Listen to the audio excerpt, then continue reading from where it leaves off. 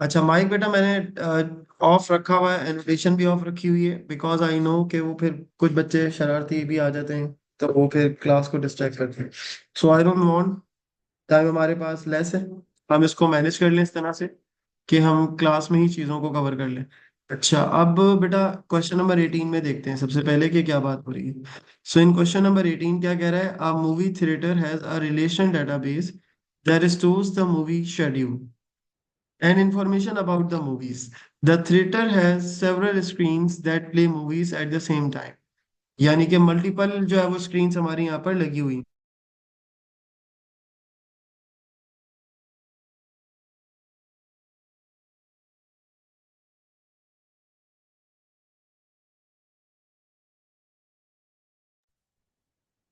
तो यहाँ पर जो बात की गई है वो ये की गई है, the theatre has several screens, multiple screens है बेटा जो कि movie at the same time play कर रहे हैं। ठीक है, कह रहा है the database has three tables to store information about movies, the screens and the movie schedule. तो यहाँ पर जो बेटा बात हो रही है वो ये हो रही है, टेबल वन में मूवी के बारे में बताया हुआ है, टेबल टू में बेटा स्क्रीन के बारे में बताया हुआ है, और थ्री जो है वो मूवी शेड्यूल्स के बारे में बताया हुआ है। सबसे इंपॉर्टेंट चीज होती है इस तरह के सवाल में, ये बड़े आसान क्वेश्चंस होते हैं। इसमें कह रहा है complete the entity relation diagram to show the relationship between tables. So what we have to do, हमें यहाँ पर बेटा एंटिटी रिलेशनशिप डायग्राम का रिलेशन जो है वो बताना है। तो हमारे पास यहाँ पर बेटा थ्री जो है वो टेबल्स की एंटिटीज दी हुई हैं। मूवी के बारे में बताया हुआ है, मूवी शेड्यूल के बारे में बताया हुआ है, और साथ साथ बताया हुआ है स्क्रीन के बारे में। ठीक है, so we have three things.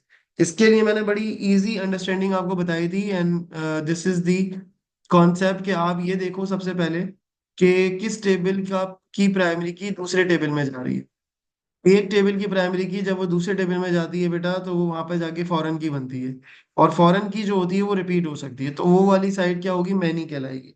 ठीक है, तो ये जो मूवी आईडी है यहाँ से उठ के कहाँ आ गई, यहाँ पर आ गई। तो और प्लस मूवी शेड्यूल के अंदर एक से ज्यादा मूवी जो है वो हम क्या कर रहे होंगे, यहाँ पर प्ले कर देंगे। तो ये जो रिलेशनशिप बनेगा बेटा मूवी का और मूवी शेड्यूल का, ये बनेगा वन टू मैनी। इसी तरह से बेटा अगर स्क्रीन की बात की जाए, तो स्क्रीन नंबर में अगर आप देखें यहाँ पर, स्क्रीन नंबर जो है वो यहाँ पर आ रहा है, तो यहाँ पर ही आके क्या बन रही है, फॉरेन की बन रही है। सो इसको हम यहाँ पे क्या कर देंगे बेटा, फॉरेन की बना देंगे। तो दिस इज दी रिलेशनशिप जो कि हमने क्या करना था, कंप्लीट करना था। तो ये क्वेश्चन बेटा हमारे पास 2 मार्क्स का आ गया। इसमें अगर कोई क्वेश्चन है तो मुझे चैट पे बता देना, so that I can easily update, otherwise we will move ahead. और आज की क्लास में मुझे क्वेश्चन बताते रहिएगा जहां पर आपको, जिस बच्चे को भी मसला मसाइल हो। ये क्वेश्चन बेटा होमवर्क का बिल्कुल लास्ट क्वेश्चन है। बुक में आप जाइए, जो बुकलेट आपको दी हुई है, प्रैक्टिस बुकलेट, उसमें क्वेश्चन नंबर 18 होमवर्क का लास्ट है बेटा, होमवर्क वाले पोर्शन में। अच्छा, अब ये होमवर्क वाले जो क्वेश्चन है 9608 के हैं, और पास पेपर वाले जो है बेटा वो रीसेंट ईयर्स के क्वेश्चंस हैं। सो जो होमवर्क क्वेश्चंस हैं वो आइडिया ले सकते हो आप उससे, लेकिन आपकी अंडरस्टैंडिंग जो पेपर में आते हैं ज्यादातर सवाल वो न्यू वाले 9618 से रिलेटेड आते हैं। लेकिन ऐसा नहीं है कि 9608 से आ नहीं सकते, वो भी आ सकते हैं।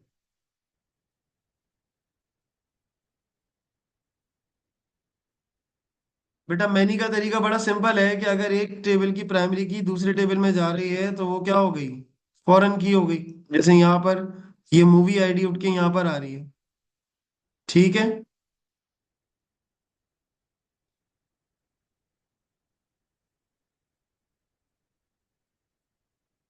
बेटा, सारे पास पेपर तो टेक्निकली पॉसिबल नहीं है, लेकिन 2-3 क्लासेस तो मैंने ऑलरेडी कॉलेज में आपको करवाई थी पास पेपर की। जो रिमेनिंग जहां जहां जिसको मसला है वो हम डिस्कस कर लेंगे। अच्छा, आप कह रहे हैं explain how primary key and foreign keys are link to use are use to link the data, the tables in the movie theatre database. बेटा क्वेश्चन हर जगह से आ सकते हैं, इसकी कोई लिमिट नहीं है कि 9608 से आएंगे, 1 से आएंगे, डाटाबेस का सिलेबस सेम है। ये चीज इंपॉर्टेंट नहीं है कि वो किस तरह के क्वेश्चन होंगे, वो हर तरह के क्वेश्चन हो सकते हैं। और ये कि आप डाटाबेस को थोड़ा ज्यादा फोकस करें, इससे ज्यादा क्वेश्चन आएंगे। अच्छा, अब इसमें कह रहा है कि कैसे जो है ना प्राइमरी की फॉरेन की इस्तेमाल होती है डाटाबेस के टेबल को कनेक्ट करने के लिए, जैसे यहाँ पर मूवी थिएटर डाटाबेस की बात हो रही है। So what is happening here, आप ये बताएंगे कि मूवी आईडी जो है वो मूवी के टेबल में क्या है, प्राइमरी की है। एक लाइन आप इसकी बताएंगे, क्योंकि 4 मार्क्स का बताना है। फिर आप ये बताएंगे कि ये लिंक कर रहा है किसके अंदर, फॉरेन की के अंदर। फॉरेन की बन रहा है ये कहाँ जाके, मूवी शेड्यूल में जाके। तो एक पॉइंट आपका ये हो जाएगा, movie ID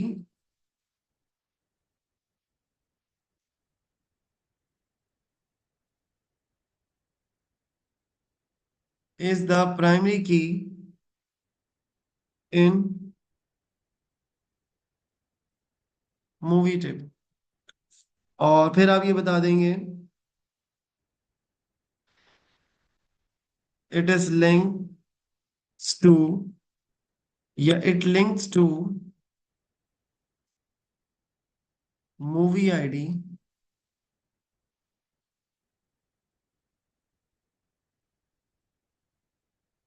which is the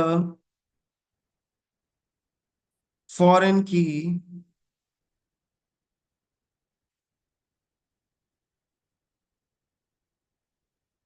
in movie schedule।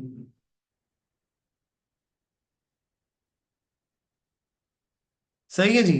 ये 2 पॉइंट हो गए बेसिकली। इसी तरह से थर्ड पॉइंट क्या आ गया बेटा, फिर आप ये बताएंगे कि दूसरे टेबल का बता दें आप। जैसे स्क्रीन के टेबल के अंदर स्क्रीन नंबर क्या है बेटा हमारे पास, प्राइमरी की है। और ये मूवी आईडी में जाके क्या बन रही है, मूवी शेड्यूल में जाके क्या बन रही है बेटा, फॉरेन की बन रही है। सेम लाइन यहाँ रिपीट हो जाएगी। तो यहाँ पर आप लिखेंगे screen number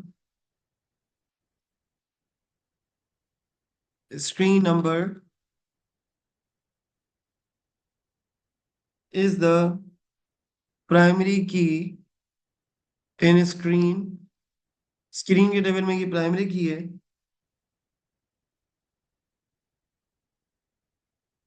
and it links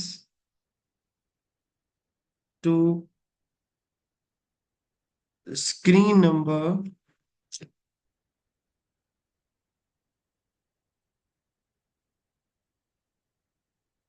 which is the foreign key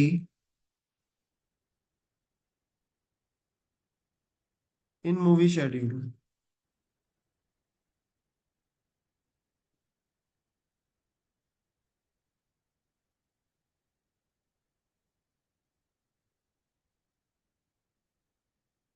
ठीक है बेटा, तो this is the basic concept that you people should know. ये 3 और 4 पॉइंट्स बन गए। अच्छा, अब बात को आगे लेके चलते हैं। कह रहा है the database needs to store name of the company that produce each movie. For example rocking movies. कह रहा है write an SQL script to add the attribute production company to the movie table.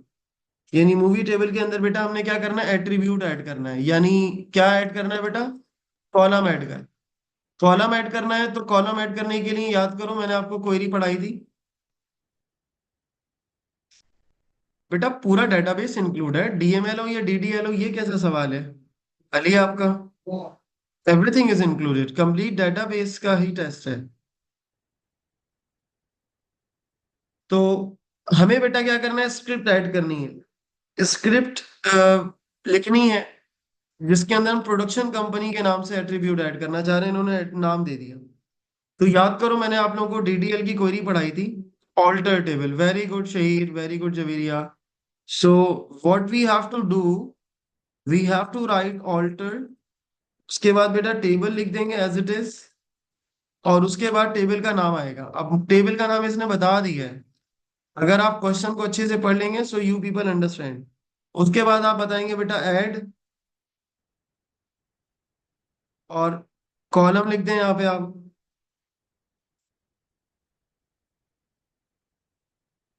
या column नहीं लिखें तो भी मसला नहीं है, बस आप ऐड करके इसका फील्ड का नाम लिख दें।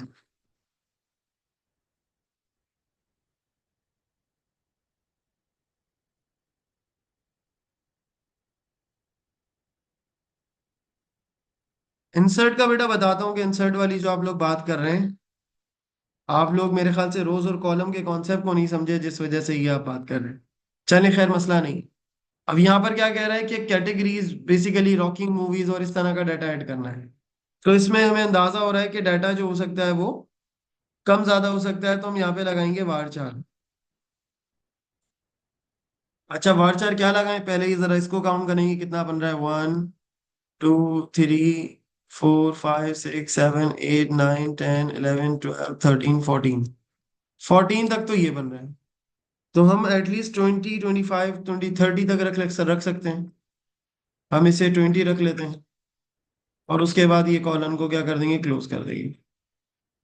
अच्छा, जो बच्चे बहुत मासूमाना सवाल पूछ रहे हैं कि इंसर्ट की क्वेरी कब आएगी, बेटा जी इंसर्ट की क्वेरी जब आती है जब हम रिकॉर्ड में डाटा ऐड करते हैं। और इंसर्ट क्वेरी जो होती है वो डीएमएल होती है। यानी कि अगर मैं चाह रहा हूं कि एक नई रो ऐड कर लूं, ये जैसे ये मैंने ऐड की है, तो वहां पर आप लगाएंगे, वहां पर आप क्या लगाएंगे, वहां पर आप लगाएंगे सर इंसर्ट क्वेरी। लेकिन अभी इन्होंने क्या कहा है, कॉलम ऐड करने को।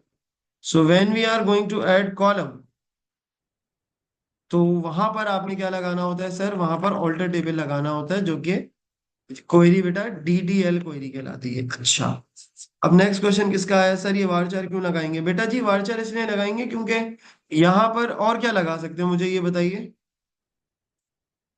एक तो टेक्स्ट डाटा के लिए हमारे पास 4 होता है, लेकिन वो फिक्स्ड लेंथ के लिए होता है। इसके अलावा टेक्स्ट होता ही नहीं है यहाँ पे, टेक्स्ट ओ लेवल्स में होता है।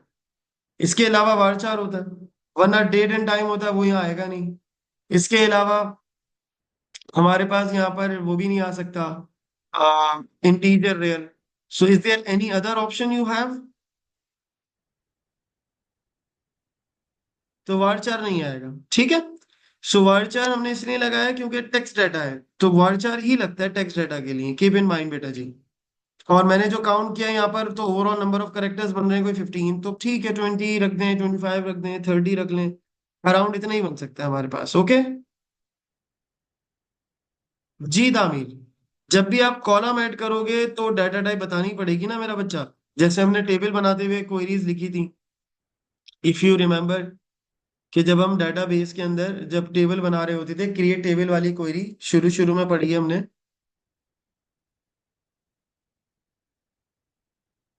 बरर आइडियली मतलब ऐसी हो कि बहुत ज्यादा बड़ी या बहुत ज्यादा छोटी ना हो। मतलब जितना आपको एग्जांपल डाटा दिया हुआ है उससे तो ज्यादा ही होनी चाहिए। लेकिन ऐसी रख लेना कि बहुत ज्यादा मतलब फिक्स नहीं कर दो, लाइक यहाँ 15 करेक्टर है तो तुम 15 ही नहीं लिख दो, बल्कि ज्यादा लिख लो, 20 रख लो, 30 रख लो, रीजनेबल हो। मतलब जितनी करंट वैल्यू दी हुई है उससे 5 10 का फर्क रख के आगे आप लिख सकते हो, ठीक है। चलें जी। अब बेटा इसके अलावा हमारे पास एक और क्वेश्चन आ गया, कह रहा है write an SQL script to display the title and rating of all movies scheduled to play on screen number 3। अच्छा, सबसे पहली चीज ये समझ लें कि यहाँ पर हमारे पास जो क्वेरी लग रही है वो लग रही है बेटा ये ज्वाइन की क्वेरी। कैसे ज्वाइन क्वेरी लग रही है, मैंने कैसे 1 मिनट में पहचाना, वो इस तरह से पहचाना कि जो डाटा मुझे डिस्प्ले करना है, याद करो मैंने पढ़ाते हुए भी बताया था कि 2 चीजें होती हैं, 2 things you need to consider.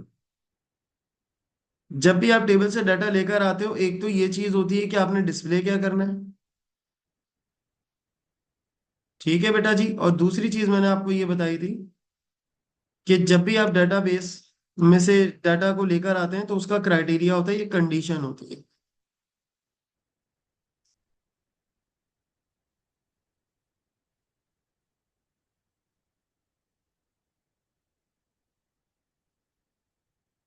So we have 2 things, और वो यही होती हैं कि कंडीशन और डिस्प्ले। अब ये देखो इन्होंने क्या बोला है कि डिस्प्ले क्या करना है, टाइटल। तो चलो मैं आपके लिए थोड़ा सा इसको जॉट डाउन कर देता हूँ, लिख देता हूँ। ज्वाइन की क्वेरीज है ना, आप मुझे बताइएगा कि विदाउट ज्वाइन क्वेरी कैसे कर सकते हैं, ठीक है। आई विल वेट, क्योंकि ज्वाइन क्वेरी कोई हम अपने मर्जी से नहीं लगाते, इट इज द रिक्वायरमेंट। तो मुझे आप बताइएगा कि कैसे लग सकता है, ठीक है। डिस्प्ले क्या करना है बेटा जी, डिस्प्ले हमें करना है टाइटल। ओके, कंडीशन क्या है जनाब,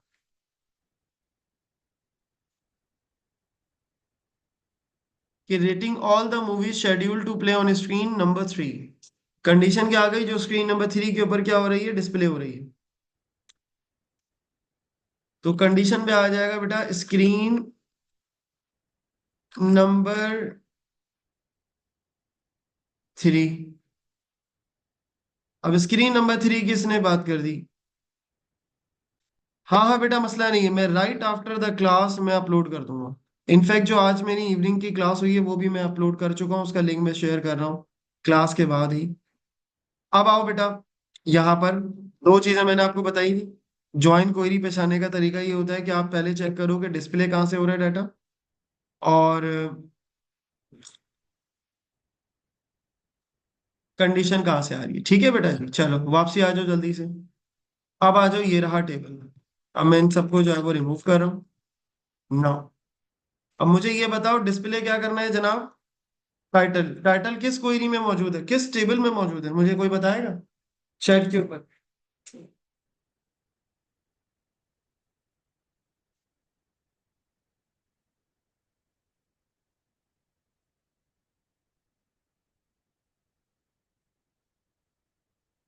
मूवी के टेबल में मौजूद है, ठीक है, वो बहुत ऑब्वियस नजर आ रहा है।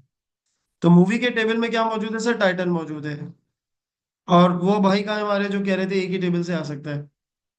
ज्वाइंट क्वेरी जवेरिया वो होती है जिसमें दो टेबल्स इन्वॉल्व हो जाए, एक जगह कंडीशन आ रही हो और एक जगह उसका डिस्प्ले करना हो डाटा। टाइटल हमें क्या करना है बेटा? देखो डिस्प्ले करना है।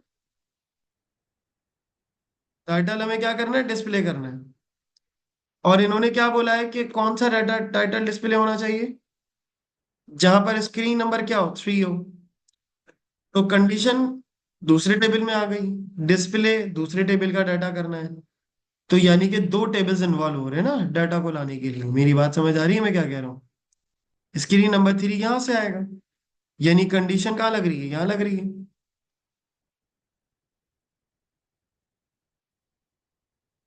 कंडीशन जो है बेटा जी कहाँ लग रही है? यहाँ पे लग रही है। और डिस्प्ले कहाँ से हो रहा है? मूवी वाले टेबल से हो रहा है। अब मुझे ये बताएं, जितने भी लोग हैं, अगर किसी को बेटा कंफ्यूजन है, बिकॉज आई नो कि कल टेस्ट है। हाँ हाँ पूछो। हाँ बेटा, अपने नंबर तो नाम तो चेंज कर लिया करो, iPhone 72 लिखा हुआ आ रहा है। अभी तो एप्पल ने लॉन्च भी नहीं किया iPhone 72।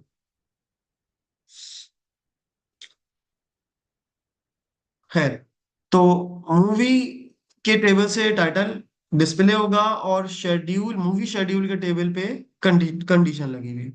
तो यहाँ दो टेबल इन्वॉल्व हो गए।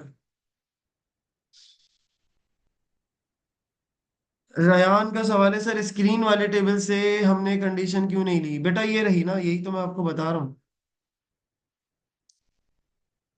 नहीं नहीं बेटा, ज्वाइन क्वेरी मैंने पढ़ाई है।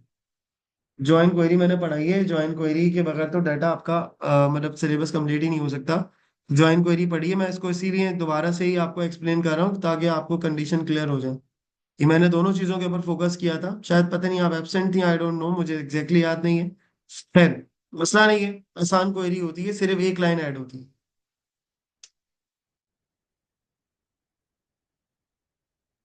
अच्छा, अब देख लें, अगर नहीं भी की है, अगर आपसे मिस हो गई है, बट इट्स ओके, कोई इशू नहीं है। क्वेश्चन बहुत आसान है। क्वेश्चन को पढ़ें एक दफा, क्वेश्चन में क्या कह रहे हैं?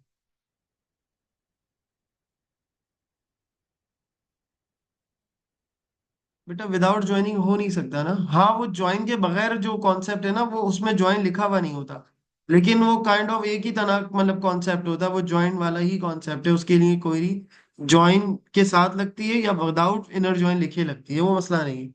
आप कोई भी एक याद कर लीजिएगा, इट्स ओके।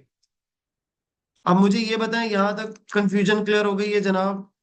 ये कहलाती है बेटा ज्वाइन क्वेरी। इसमें हम करते क्या है? इसमें करते ये हैं कि दो टेबल्स इन्वॉल्व करते हैं डाटा को लाने के लिए।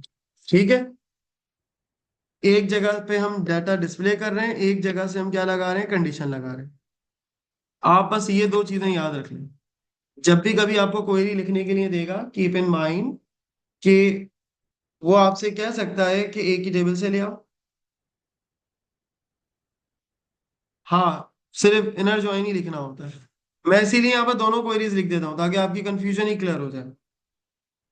अब देखो बेटा, इसके दो आंसर हो सकते हैं। ये तो चले आपको क्लियर हो गया कॉन्सेप्ट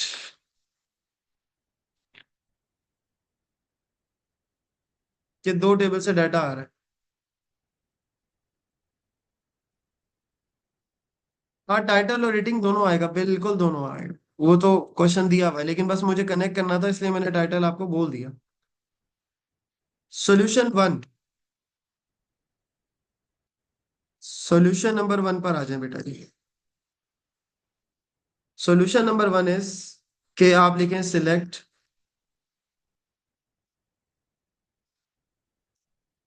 उसके बाद बेटा क्या डिस्प्ले करना है, टाइटल।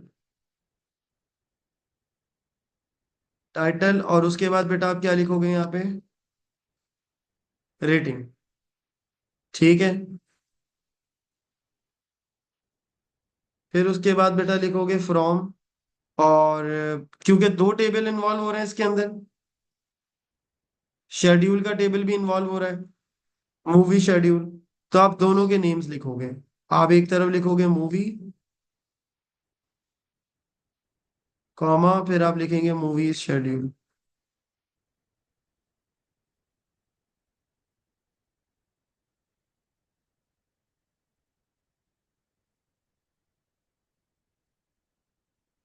फिर आप बेटा क्या लिखेंगे, वेयर का क्लॉज लिखेंगे, क्योंकि डेफिनेटली आपने बताना है ना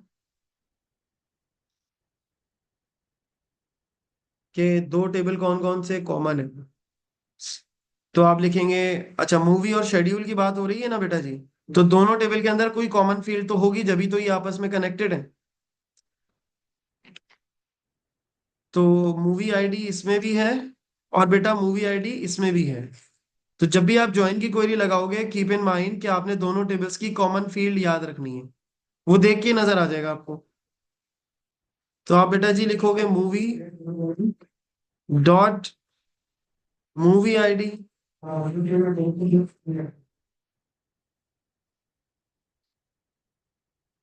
बराबर है किसके बेटा,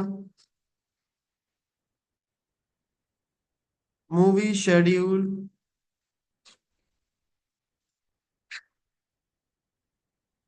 डॉट मूवी आईडी।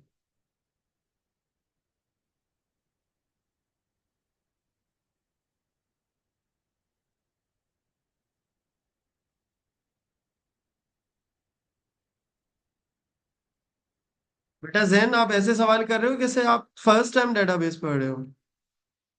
सिलेक्ट की क्वेरी आपको नहीं याद, मैंने आपको बताया था कि सिलेक्ट के साथ हमेशा टेबल के कॉलम्स का नेम आता है। आपकी फर्स्ट क्लास है क्या डेटाबेस के साथ बेटा? ये तो ओ लेवल्स में आपने पढ़ा होगा कि सिलेक्ट के साथ हम हमेशा टेबल नेम लिखते हैं। आप कह रहे हैं कि हम जो है वो स्क्रीन नंबर क्यों नहीं लिख रहे हैं? स्क्रीन नंबर तो बेटा रोज की कंडीशन है, वो तो हम वेयर के बाद लिखते हैं। तो आप बताएंगे where movie ID, movie dot movie ID बराबर है बेटा movie schedule dot movie ID के। और फिर आप लिखेंगे बेटा एंड, और उसके बाद बेटा यहाँ लिखेंगे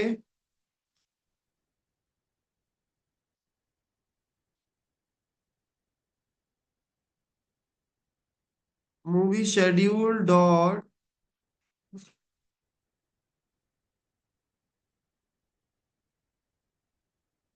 screen number is equal to 3। यहां आती है कंडीशन हमेशा। मेरा बच्चा, ये जहन ऐसे खतरनाक सवाल पूछ रहे हो, मुझे टेंशन हो रही है तुम्हारे सवालों से। सिलेक्ट के साथ कभी भी कंडीशन नहीं लगाते आप, हमेशा वेयर में कंडीशन लगाते हैं। तो एक सोल्यूशन तो बेटा ये है कि आप ये याद रख सकते हो। दूसरा सोल्यूशन मैं लिख देता हूं।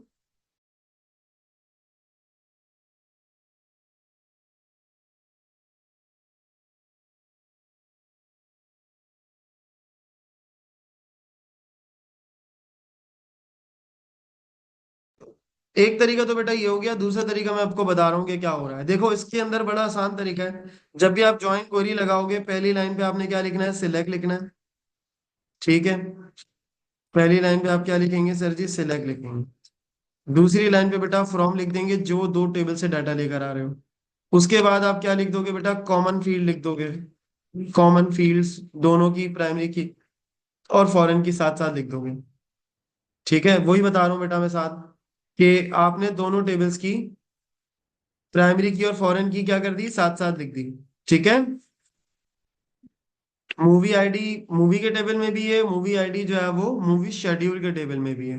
तो दोनों को बेटा आपने क्या कर दिया, कॉमन फील्ड को साथ साथ लिख दिया, और एंड करके आप क्या लगा देंगे, कंडीशन लगा देगी। बस ये एक फॉर्मेट आप याद कर लो। इसी फॉर्मेट के अकॉर्डिंग जो है वो क्वेश्चंस जो है वो पेपर में आ रहे होते हैं।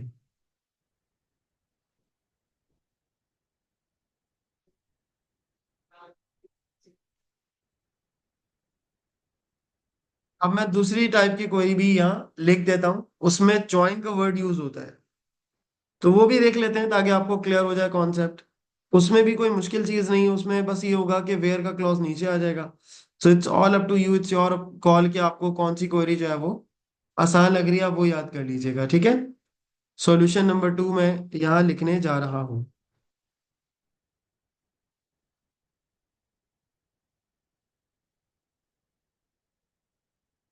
सॉल्यूशन 2 बेटा ये कह रहा है कि आप लिखेंगे सिलेक्ट,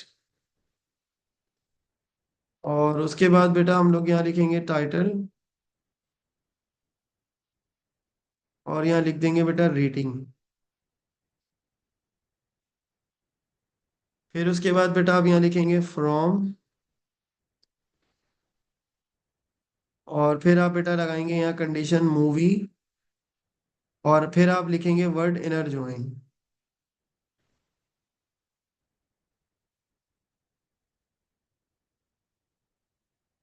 और उसके बाद आप यहाँ क्या लिख देंगे, मूवी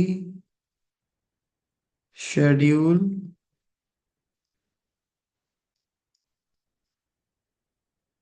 के, फिर आप लिखेंगे ऑन। उसके बाद लिखेंगे मूव ऑन करके आपने लिखना होता है common fields, movie dot movie ID. Common field का बेटा मतलब ये है कि दो जो दोनों टेबल्स के अंदर कॉमन हो, ठीक है। मूवी डॉट मूवी आईडी बराबर है किसके, मूवी शेड्यूल डॉट, ये तो देखें देख के लिख सकते हैं आप, movie ID.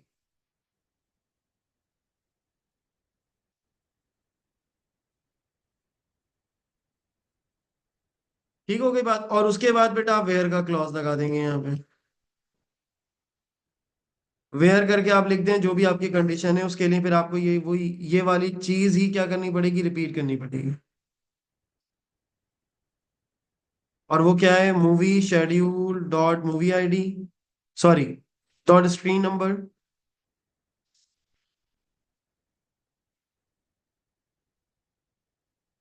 Movie schedule dot screen number is equal to 3। ठीक है बेटा, तो यहां पर अब आपके पास क्या कंडीशन आ रही है ये याद रखना जरूरी है। यहां पर बेटा जी सबसे पहले क्या आ गया, सिलेक्ट की क्वेरी लग गई। अगेन ये बेटा ये सब ओ लेवल्स वाला ही है, कुछ माइनर चेंजेस आते हैं, तो वो आपने बस ये करना, असल जो चीज है ना। हाँ इत्तिसाम जो आपको ठीक लगे। सो मैं भी जो है वो मैंने भी जब मैं खुद पढ़ता था तो मैंने भी जो है ना वो सॉल्यूशन मैंने याद किया हुआ था। It is quite simple. ये बिल्कुल वैसे ही है जो नॉर्मल आप क्वेरी पढ़ते हो, सिलेक्ट करके कॉलम के नाम लिखोगे जो डिस्प्ले करने, फ्रॉम करके बेटा दोनों टेबल्स के नाम लिख दोगे, दो क्योंकि दो टेबल से लेकर आ रहे हो। और उसके बाद वेयर के साथ आपने क्या लिखना है, कॉमन फील्ड लिखनी है, और एंड करके कंडीशन लगा दी। सही है। अब यहाँ पर देखो, यहाँ पर सिलेक्ट लग रहा है सोल्यूशन ड्यू के अंदर पहले, फिर उसके बाद आप जो है वो फ्रॉम लिख रहे हो लेकिन विद इनर ज्वाइन के साथ लिख रहे हो। ठीक है जी, और यहाँ पर आपने क्या लिखना है, कॉमन फील्ड लिखनी है अगेन, और लास्ट में आपके पास क्या आ गई, कंडीशन आ गई। सो असल जो चीज होती है जो मैंने ऑब्जर्व किया है, जो मैं अपने एक्सपीरियंस से बता रहा हूँ, आपका आइडेंटिफिकेशन करना बहुत जरूरी होता है कि जॉइन क्वेरी जो है वो कहाँ लगेगी और सिंपल क्वेरी कहाँ लगेगी। तो अगर आपने ये आइडेंटिफाई कर लिया तो चीजें आपके लिए आसान हो जाएंगी। ठीक है बेटा, चलें अब नेक्स्ट क्वेश्चन की तरफ मूव करते हैं। इसका चाहे वैसे तो ये रिकॉर्डेड है, मसला नहीं है, आप इसका चाहे तो स्क्रीनशॉट ले लें, लिखने में टाइम जाया नहीं करेंगे हम। We are moving. चले जी, अब इससे ऊपर वाले क्वेश्चन पे चले जाते हैं, this one. I will try my best कि मैं जितने मैक्सिमम क्वेश्चन करवा सकूं आज की क्लास में। अच्छा, क्वेश्चन नंबर 17 पर आ जाए। क्वेश्चन नंबर 17 में बेटा क्या कह रहा है, कंपनी राइट्स एप्लीकेशन एक कंपनी है बेटा जो एप्लीकेशन क्या कर रही है, लिख रही है, और वो स्मार्टफोन के लिए, ठीक है।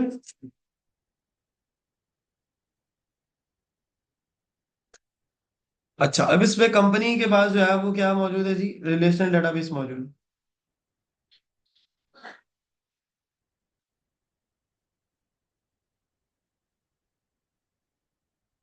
अब रिलेशन डेटाबेस का नाम जो है वो दिया हुआ है हमें, ठीक है जी। और साथ साथ कह रहा है कि ये इंफॉर्मेशन स्टोर कर रहा है ऑनलाइन गेमिंग ऐप के हवाले से। कह रहा है the database has 3 tables to store players details. Database के पास 3 टेबल्स हैं, टेबल नंबर 1, टेबल नंबर 2 और टेबल नंबर 3। कह रहा है dates when they have logged into the application and in app purchases. अच्छा, डेट्स वगैरह हमें जो है वो यहाँ पर सारी चीजें इन्होंने क्या की हुई हैं, मेंशन की हुई हैं, कि लॉगिन डिटेल्स हैं जिसके अंदर डेट है, प्लेयर आईडी है, लॉगिन है, परचेस के अंदर परचेज आईडी है, प्लेयर आईडी है, परचेस डेट है और कॉस्ट है। और प्लेयर के अंदर बेटा क्या दिया हुआ है, प्लेयर आईडी, प्लेयर नेम और स्किल लेवल दिया हुआ है। कह रहा है एंटिटी रिलेशनशिप डायग्राम बना दें कि किस तरह से ये तीनों टेबल्स आपस में जो है वो कनेक्टेड है। बेटा देखो, आपस में टेबल कनेक्टेड होने के लिए जरूरी क्या है सर, कि ये देखना कि कौन से टेबल की प्राइमरी की किसी दूसरे टेबल में जा रही है। तो मैंने बड़ा आसान सा तरीका बताया था, ये लॉगिन का एक टेबल बनेगा,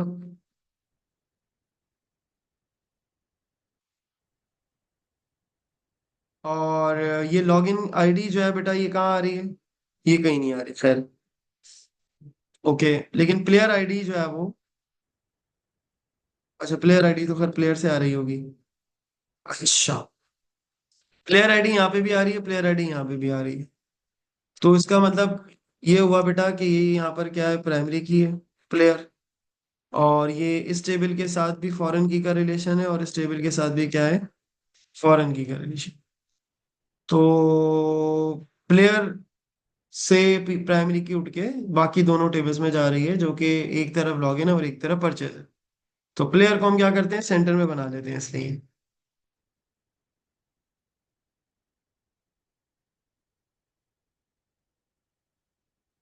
ठीक है जी। और दूसरी तरफ बेटा जी हम लोग क्या बना लेते हैं, दूसरी तरफ हम जो है वो परचेस का टेबल बना लेते हैं।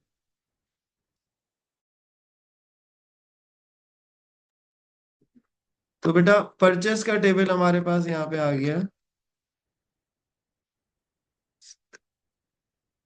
और क्योंकि इसकी प्राइमरी की यहाँ पर आ रही है तो ये वाली साइड मैनी होगी, और इसकी प्राइमरी की यहाँ आ रही है तो ये वाली साइड मैनी होगी। ओके, तो ये क्या बन गया जनाब, ये बन गया आपका रिलेशन टेबल्स का।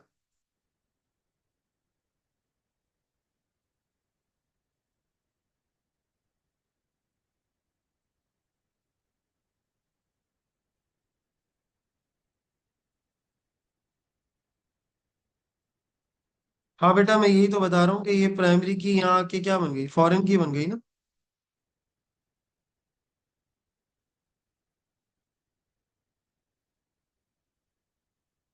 ये एफ की ही लिखा है बेटा मैंने।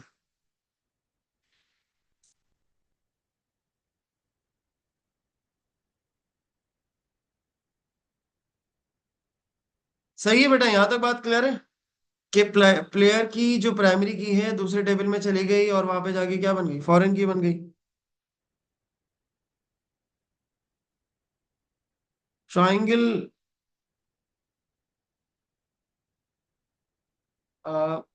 ट्राइंगल में जरूरी नहीं है बेटा, इसी तरह से ही बनाएंगे जिस तरह से मैंने आपको बना के दिया है, ठीक है। अच्छा दामिर, आप पूछ रहे हो कि ये प्लेयर आईडी यहाँ पर आई है ना बेटा, तो यहाँ पे जाके ये क्या बन गई, फॉरेन की बन गई। इसी तरह से ये यहाँ से उठ के यहाँ पर आ गई, और यहाँ पर आकर वो क्या बन गई, फॉरेन की बन गई।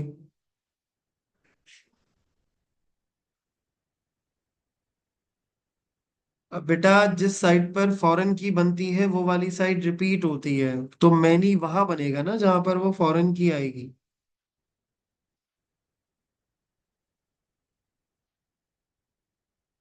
प्लेयर में तो वो प्राइमरी की है, प्लेयर के अंदर थोड़ी रिपीट होगी। सही है, हम कहाँ रिपीट करेंगे इसको, हम लॉगिन में जाके रिपीट करेंगे ना प्लेयर आईडी।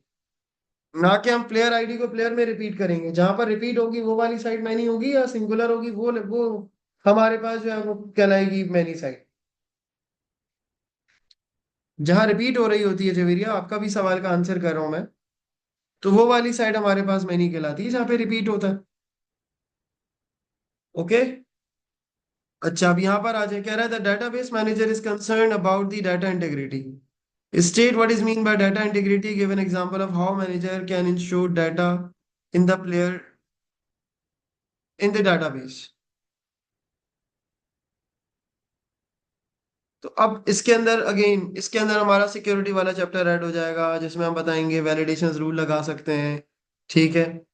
और एक मार्क्स इसके डिस्क्रिप्शन के होंगे, एक जो है वो उसकी एग्जाम्पल के होंगे। तो डिस्क्रिप्शन ये हो सकता है कि we have to make sure कि डाटा शुड बी कंसिस्टेंट।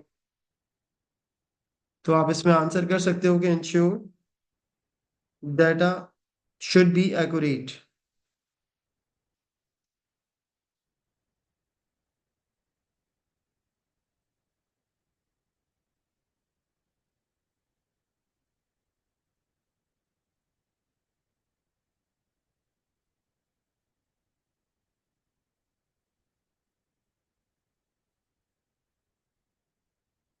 ठीक है, और दूसरी बात इसके अंदर एग्जाम्पल की बात कर लें, तो आप वैलिडेशन रूल बता दें कि हम वैलिडेशंस को क्या करेंगे बेटा, अप्लाई करेंगे। ठीक है जी, हम वेरिफिकेशन जो है वो क्या कर सकते हैं, अप्लाई कर सकते हैं।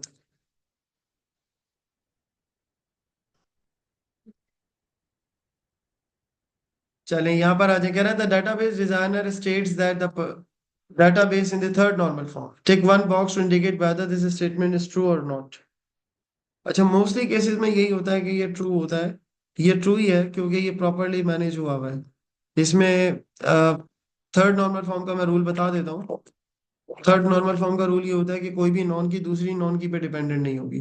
तो डेट और प्लेयर आईडी, लॉगिन आईडी पे डिटेल पे आ रहा है ना, प्लेयर आईडी भी इस पे डिपेंडेंट हो रही है, और प्लेयर आईडी तो खैर हमारी फॉरेन की है तो वो तो मसला ही कोई नहीं है। डेट जो है वो डेफिनेटली लॉगिन आईडी पे डिपेंड कर रही है। इसने यहाँ बता भी दिया है कि dates when they have log in to the app, तो डेफिनेटली वो हमारे पास मेंशन होगी। फिर इसी तरह से कॉस्ट, परचेज डेट और परचेज आईडी के ऊपर डिपेंडेंट होंगे ये दोनों। ठीक है, और स्किल लेवल प्लेयर आईडी पे डिपेंडेंट है, और प्लेयर नेम भी प्लेयर आईडी पे ही डिपेंडेंट हो रहा है।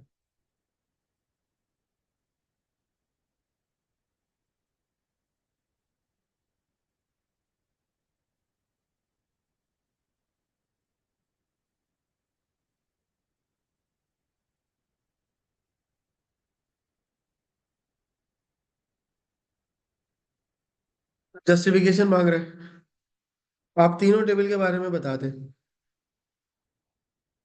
अच्छा, एक चीज और ख्याल रखिएगा, जब मैंने आपको पढ़ाया था first normal form, second normal form और थर्ड नॉर्मल फॉर्म, इसकी वीडियोस भी मैंने भेजी हुई हैं। बेटा जी, फर्स्ट नॉर्मल फॉर्म में मैंने आपको क्या बताया था, मैंने ये बताया था कि डाटा में प्राइमरी की होगी, तो प्राइमरी की तीनों टेबल में सेट हुई हुई है। अच्छा, थर्ड नॉर्मल फॉर्म के अंदर आने से पहले आपको ये मेक श्योर करना होता है कि डाटा जो है वो टेबल जो है वो ऑलरेडी फर्स्ट नॉर्मल और सेकंड नॉर्मल दोनों में हो। आप डायरेक्टली थर्ड नॉर्मल फॉर्म नहीं लगा सकते।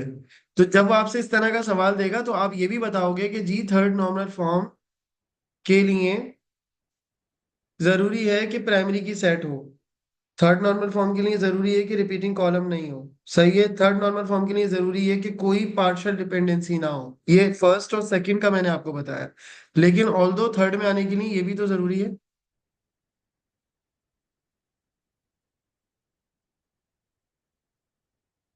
बेटा स्किल लेवल जो है वो प्लेयर आईडी पे डिपेंडेंट है ना, क्योंकि प्लेयर नेम वही तो होगा जो प्लेयर आईडी होगी जिसकी। ऐसा तो नहीं है कि मैं अगर गेम खेल रहा हूँ तो आईडी मेरी और नेम आपका आ रहा हो। मेरी बात समझ रहे हैं? सुफियान, आपका ही आंसर किया बेटा मैंने। स्किल लेवल नेम पर डिपेंडेंट नहीं है बेटा, डिपेंडेंट है, प्राइमरी की के ऊपर ही डिपेंडेंट है वो। ओके, सुफियान आपकी बात का आंसर कर दिया मैंने। अच्छा, एक मार्क्स तो आपके ये टिक करने के हो गए, बाकी दो की जस्टिफिकेशन आपने देनी है। तो एक के बारे में आप ये कह सकते हैं कि नो रिपीटिंग एट्रीब्यूट्स,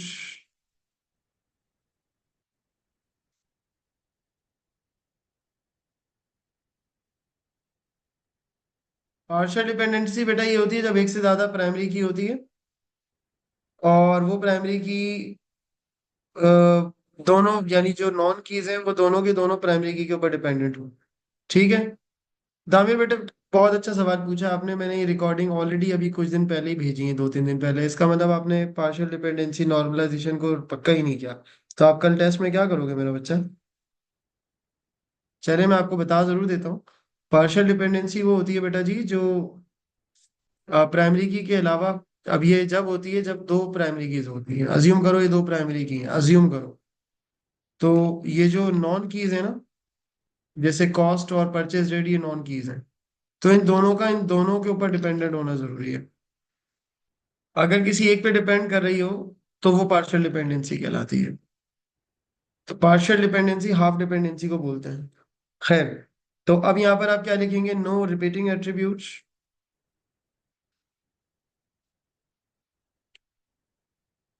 ओके। और दूसरा पॉइंट बेटा आप यहाँ पर क्या बता देंगे? कि नो ट्रांजिटिव डिपेंडेंसी। अच्छा, ट्रांजिटिव डिपेंडेंसी क्या होती है? ट्रांजिटिव डिपेंडेंसी होती है बेटा कि एक नॉन की किसी दूसरी नॉन की पे डिपेंडेंट हो। जैसे फॉर एग्जांपल, आप लॉग इन कर रहे हो तो वही डेट आएगी ना। अगर डेट डिपेंडेंट हो जाए किसके ऊपर? प्लेयर आईडी के ऊपर। अगर हो जाए तो ये चीज कहलाती है ट्रांजिटिव डिपेंडेंसी। कि नॉन की डिपेंडेंसी, नॉन की इज डिपेंडेंट ऑन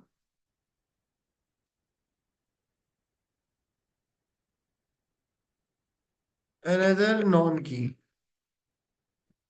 ठीक है, दिस इज कॉल्ड ट्रांजिटिव। तो यहां पर तो फिलहाल कोई केस ऐसा नहीं आ रहा। तो आप ये बता देंगे कि नो ट्रांजिटिव डिपेंडेंसीज।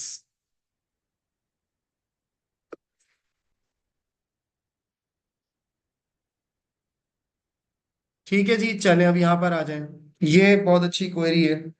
अच्छा, मैं थोड़ी इस क्वेश्चन के बाद ना मैं आप लोगों को थोड़ा सा आरडीबीएमएस का रिकॉल करा देता हूँ।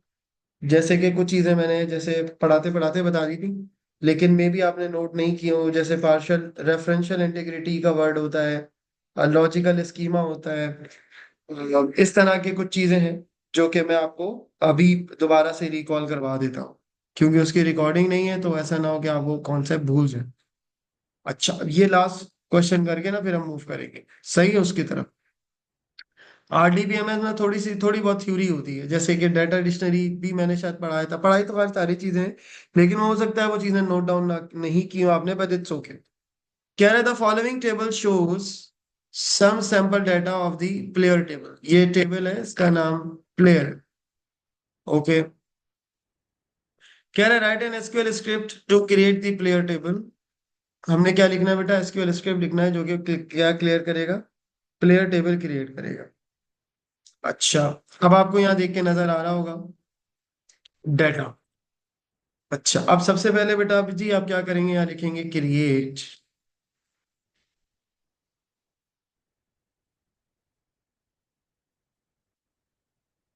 टेबल प्लेयर, क्योंकि नाम इन्होंने दे दिया था। उसके बाद आप इसे ऑन कर लेंगे। ठीक है जी। अच्छा, उसके बाद बेटा आपने यहाँ पर क्या करना है? यहाँ पर आपको वो बोलेगा कि हमें यहाँ पर जो है वो फील्ड के नेम्स लिखना है। ठीक है। फील्ड का नाम क्या है बेटा? 3 नेम्स हैं, प्लेयर आईडी, प्लेयर नेम और स्किल लेवल्स। तो यहाँ पर आप क्या लिखेंगे बेटा जी? यहाँ पर आप लिखेंगे, बल्कि मैं इसको यहीं पे लिख देता हूँ,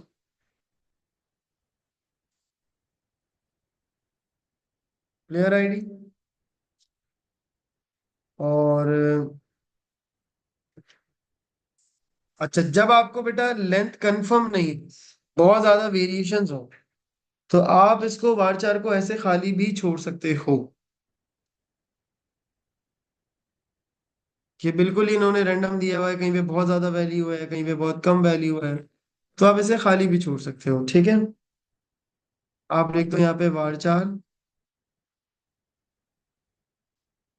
और एक और चीज होती है जो बच्चे बोलते हैं हमेशा कि सर वो नॉट नल का कॉन्सेप्ट क्या होता है। नॉट नल भी बता देता हूँ साथ साथ।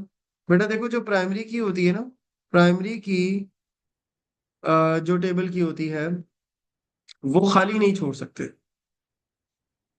नहीं बेटा, करेक्टर कैसे लगाएंगे अली? ये तो फिक्स लेंथ ही नहीं है मेरा बच्चा।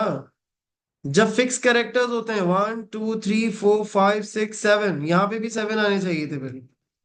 जब फिक्स्ड होते हैं तब लगते हैं करेक्टर्स। ठीक है, तो वार चार आ जाएगा यहाँ पर, और उसके बाद यहाँ नॉट नल लिख देंगे।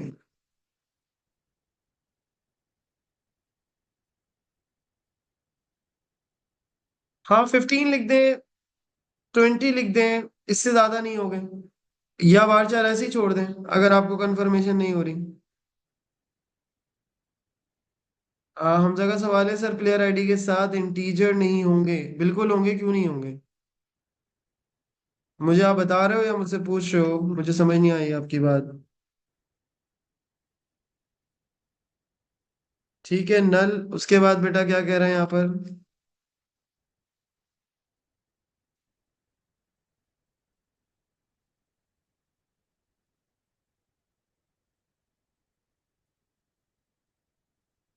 बेटा इंटीजर कैसे हो सकता है मेरा बच्चा? ये आपको, आप मेरे ख्याल से शायद ये देख नहीं रहे हो।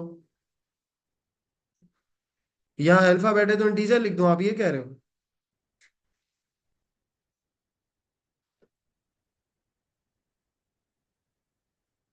ये डीडीएल क्वेरी है, बिल्कुल ऐसे ही है। प्लेयर नेम के साथ क्या आ जाएगा? सिर्फ वाचार आ जाएगा।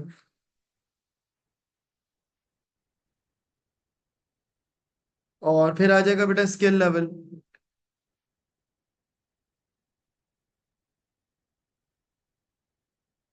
ठीक है, स्किल लेवल के साथ आप क्या लिख देंगे जनाब? इंटीजर लगेगा।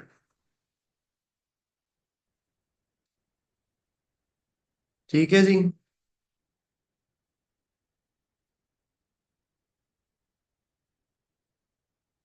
दामिर मेरा बच्चा, क्या हो गया यार? ऐसे सवाल करोगे इस टाइम पे? कल टेस्ट है।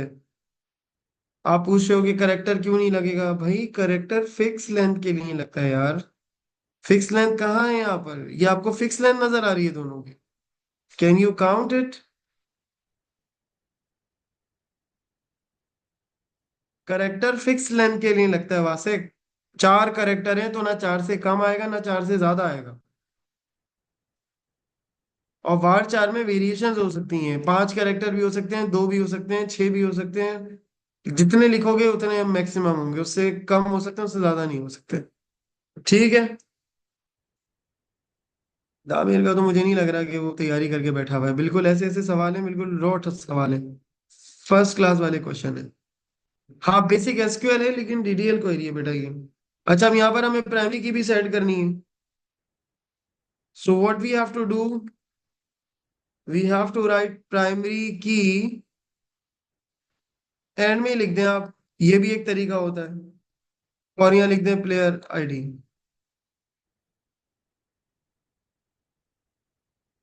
और उसके बाद इसे क्लोज कर दें।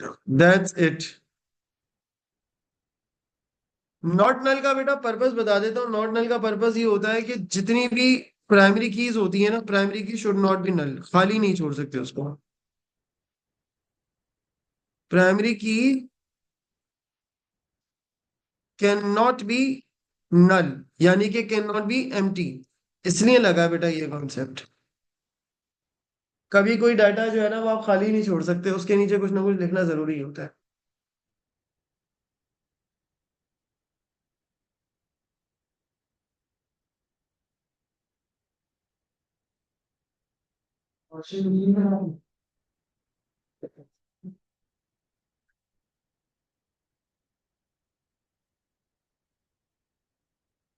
जवेरिया मैंने बताया था बेटा, ऑल्टर जब लगता है जब हम टेबल बंद कर लेंगे। जैसे फॉर एग्जाम्पल अगर मैं इस लाइन से पहले ही इसको क्लोज कर देता तो फिर ऑल्टर करके क्वेरी लगाता, लेकिन राइट नाउ मैंने अभी बंद नहीं किया इसको, तो मैं टेबल बनाते ही प्राइमरी की सेट कर रहा हूँ। तो उसके लिए फिर ऑल्टर की जरूरत नहीं है। सही है।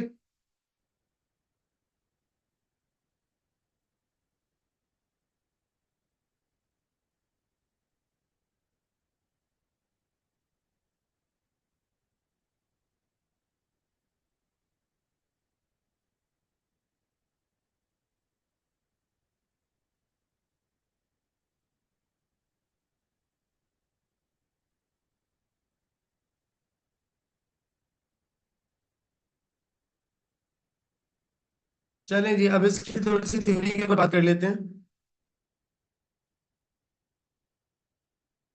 हाँ, वो भी लिख सकते हैं जवेरिया, वैसा भी एक तरीका होता है। ओके ओके, आप लिख सकते हो। वो भी एक तरीका मैंने बताया था। बिल्कुल ऐसा ही है। अच्छा चलें यार, कुछ चीजें बेटा मुझे आप लोगों को करवानी है थ्योरेटिकल, जो आरडीबीएमएस के अंदर हैं। मैं आप बुक से ही करवा देता हूँ आपको, क्योंकि उसकी जो है ना वो डेफिनेशंस वगैरह आ सकती हैं।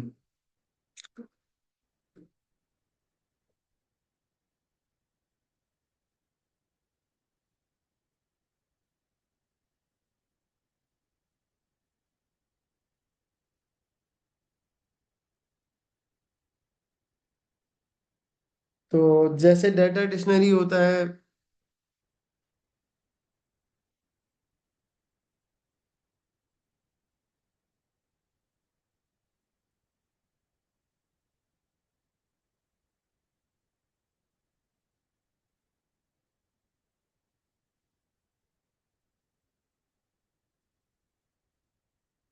क्या पूछ रहे हो बेटा आप मुझे, ये बताओ।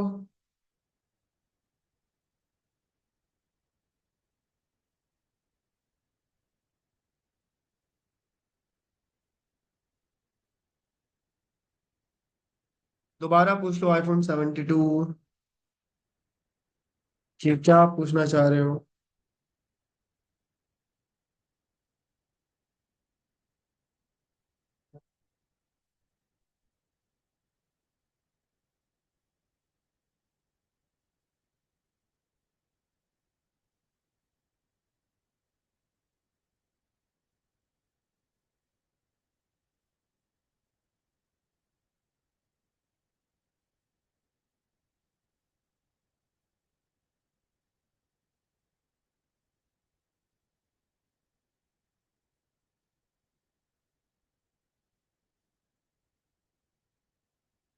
हाँ बेटा, रिलेशन डेटाबेस बिल्कुल आ रहा है।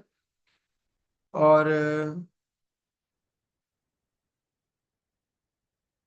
जवेरिया मैंने इसकी जो है वो रिकॉर्डिंग अभी भेज रहा हूँ। उसको एक दफा देख लो, नहीं समझ आया मुझसे वॉइस नोट पे पूछ लेना, ठीक है। अ, वैसे तो मैं पूरी डिटेल में वीडियो रिकॉर्ड की है आज। आप लोगों ने आज क्लास ज्वाइन नहीं की थी, 6:30 वाली। डेटाबेस उसमें मैंने पढ़ाया था, लेकिन इट्स ओके। अच्छा बेटा, डीबीएमएस के जो क्वेश्चंस आ सकते हैं, उसमें चले मैं आपको आज हेल्प ये कर देता हूँ कि इसको जरूर देख लेना। मैं ये तो नहीं कहूंगा कि पूरा पढ़ के आ जाओ इसमें, क्योंकि थ्योरी है, थोड़ा सा रट्टा है इसकी। मैं अंदर आपको गाइड ये कर देता हूँ कि जो इंपॉर्टेंट चीजें आपको पता होनी चाहिए, जो कि पास्ट पेपर में रिपीट हुई हैं, कि डेटाबेस के क्या बेनिफिट है, एनी 2 और 3 पढ़ लेना, ठीक है। ये आपको पता होने चाहिए।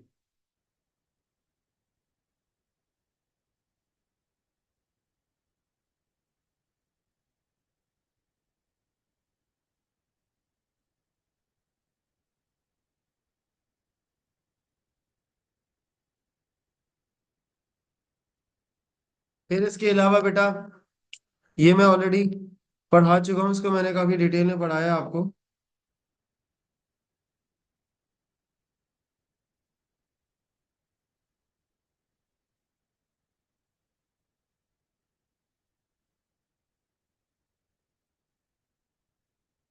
एक मिनट रुको, पता नहीं बुक लोड क्यों नहीं हो रही है, क्या मसला हो गया इसमें।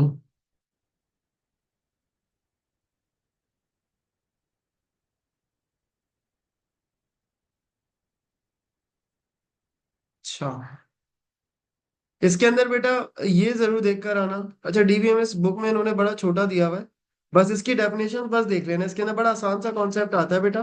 डीबीएमएस क्या होता है? ठीक है, data management, data dictionary, data modelling, logical schema, access right, बस। ये एक एक दो दो,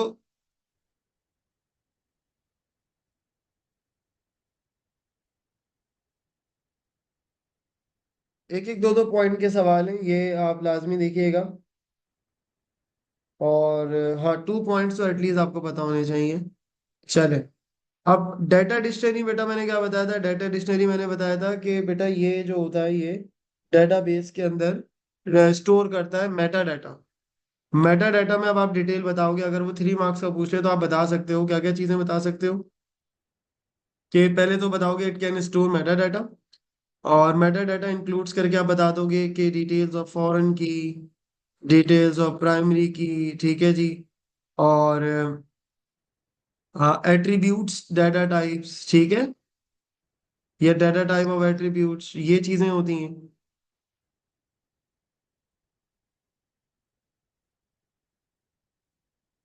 सही है जी। अच्छा, अब फर्दर बात को आगे लेके चलते हैं। डाटा मॉडलिंग क्या होती है? डाटा मॉडलिंग ये होती है कि डाटाबेस के अंदर आप डाटा को स्टोर करते हैं, तो प्रॉपर फॉर्म में स्टोर कर रहे होते हैं। तो data modelling basically the analysis and the definition of the data structure कहलाता है, जो कि डाटाबेस को डाटा कोई प्रॉपर मॉडल्स के अंदर या प्रॉपर फॉर्म में रखने के लिए चाहिए होता है।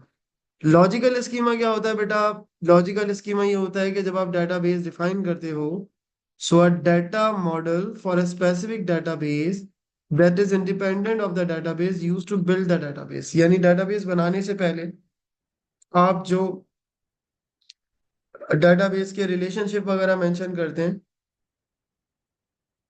क्योंकि जब भी आप बेटा डाटाबेस बनाते हैं तो आपको ये मेक श्योर करना होता है कि डाटाबेस प्रॉपरली क्या हो, स्ट्रक्चर्ड हो, उनके रिलेशनशिप सेट हुए हुए हो। तो ये चीज जब आप फिजिकली बनाने से पहले सेट करते हैं, उसे लॉजिकल स्कीमा कहते हैं। सो इसके साथ आप एक और टर्म भी ये लिख सकते हो, इससे बहुत अजीब सी डेफिनेशन है, इसके अंदर ऐड ऑन कर सकते हो आप, कि लॉजिकल स्कीमा जो होता है वो क्या कहता है बेटा?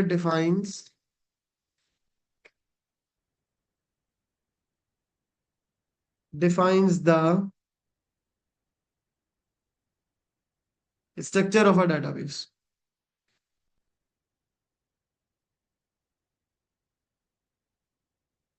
डिफाइंस द स्ट्रक्चर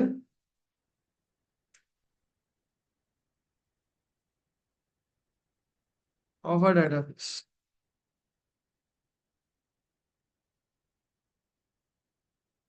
बेटा आप, आपको मैं ब्लॉक कर दूंगा, अच्छी बात नहीं है, आप फालतू में तंग कर रहे हैं। अब इसके अंदर फीस की बात ही नहीं हो रही है, फीस हो रही होती तो इस टाइम पे मैं क्लास लेता आपकी, फिर तो मैं कॉलेज में ही लेता ना, सिर्फ फजूल आप बात कर रहे हैं, क्लास अजीब सी। अच्छा, अब बेटा क्या कह रहे हैं? Define the structure of a database. ठीक है, इसके अंदर क्या क्या चीजें आ जाएंगी? Including tables. इसके अंदर बेटा क्या आ जाएंगे? टेबल्स आ जाएंगे। ठीक है, रिलेशनशिप्स आ जाएंगे।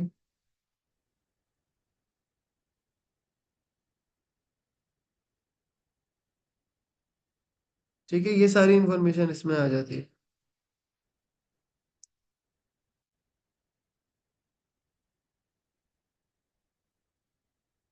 सही है। बाकी एक्सेस राइट का मतलब ये होता है कि डाटाबेस के अंदर डिफरेंट टाइप के एक्सेस अवेलेबल होते हैं, वो जिसको चाहे वो एक्सेस डिसाइड करके उसी तरह का डाटा क्या करवा सकते हैं? डिस्प्ले करवा सकते हैं।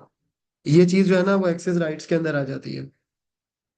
क्वेरी प्रोसेसर वो जगह होती है जहाँ पर आप क्वेरी लिखते हैं, एग्जीक्यूट कर रहे होते हैं क्वेरी, एसक्यूएल वगैरह की जो क्वेरीज होती हैं जहाँ पर आप एग्जीक्यूट करते हैं, उसे क्वेरी प्रोसेसर कहते हैं। एसक्यूएल जो होता है वो स्ट्रक्चर्ड क्वेरी लैंग्वेज कहलाती है, जो कि आपने ऑलरेडी पढ़ी हुई है। ठीक है। और डेवलपर इंटरफेस ये होता है जो कि आप, डीबीएमएस का एक फीचर होता है जिसके थ्रू आप कोई कमांड लिख सकते हो, यानी कि आप क्रिएट कर सकते हो डाटाबेस, आप क्रिएट कर सकते हो टेबल्स। ये सारी की सारी चीजें जो होती हैं ये आपकी इसमें आ जाती है। ओके, सो होपफुली ये सारी चीजें भी क्लियर हो गई होंगी, इसको आप देख लीजिएगा। मेरे ख्याल से काफी है ये सारा, मैंने आपको ये सारी टर्म्स बता दी हैं। अच्छा, जिन जिन बच्चों ने क्लास मिस की थी, डोंट वरी, एस सिलेक्ट वाली क्वेरी जवेरी ने भी पूछा है और बच्चों ने भी पूछा है, मेरे ख्याल से वासिक को भी मसला था, पर इट्स ओके बेटा जी, डोंट वरी। मैंने वो रिकॉर्ड कर लिया है आज प्रॉपर, उसको एक दफा अच्छे से देख कर आना, और ताकि आपको चीजें जो है ना वो क्लियर हो जाएं। बाकी सपोर्ट के लिए बेटा मैंने आपको बताई थी W3 वेबसाइट, W3 स्कूल्स की वेबसाइट पर जाओ, एक दफा वहां पे एसक्यूएल में जाके खुद से भी चीजें इंप्लीमेंट कर लो, जैसे काउंट हो गया, सम की क्वेरीज हो गई, you can try it yourself as well. ठीक है, इसको जरूर देख लीजिएगा। व्हाट्सएप पे, हाँ बिल्कुल बेटा, right after the class I am sending it. Okay. अर्जा, इंपॉर्टेंट टॉपिक ये है कि डाटाबेस अच्छे से कर लो, बस इससे ज्यादा मैं कुछ नहीं बता सकता। ठीक है। होपफुली सबको समझ आ गई हो, क्योंकि मैंने किसी एक स्टूडेंट को नहीं बताया, सबको बताया। तो सबके लिए ही डाटाबेस को अच्छे से देख कर आना। बस पेपर लीक हो गया एक तरह से, समझ लें आप। पता नहीं कितने लोग समझे या नहीं समझे, आई डोंट नो। पेपर मुश्किल है बेटा। अब तक जो पेपर थे उससे ज्यादा ये थोड़ा सा टफ डिपेंड करता है, मैं इसको टफ नहीं कह सकता। जो बच्चे हाँ, डेटाबेस में सब कुछ है, डेटाबेस जरूर अच्छे से देख लेना। सिक्योरिटी वाला अगर रिवाइज नहीं भी करो तो मसला नहीं है। लेकिन डेटाबेस को अच्छे से पढ़ के आना, क्योंकि सिक्योरिटी की थ्योरीज होती हैं वो हो जाती है। बेटा ये चैप्टर ही मुश्किल है, इसमें कुछ मैंने अलग से क्वेश्चन ऐड नहीं किए हैं, ना मैंने क्वेश्चन मुश्किल बनाए हैं। ये चैप्टर आपका है ही